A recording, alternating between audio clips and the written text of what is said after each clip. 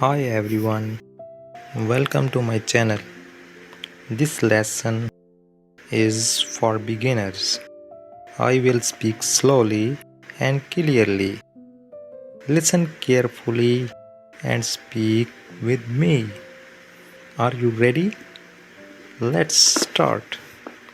I wake up at 6 o'clock in the morning. I stretch on my bed. I go to the bathroom. I wash my face. After that, I brush my teeth. Then I go for a short walk. I come back home. Then I eat my breakfast.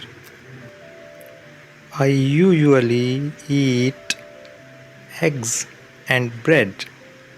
After breakfast, I wear clean clothes. Then I comb my hair. After that, I put on my shoes. I prepare my bag. I get ready for the office. Before leaving, I say goodbye to my family. Then I go to the bus stop. I wait for the bus. Finally, I reach the office.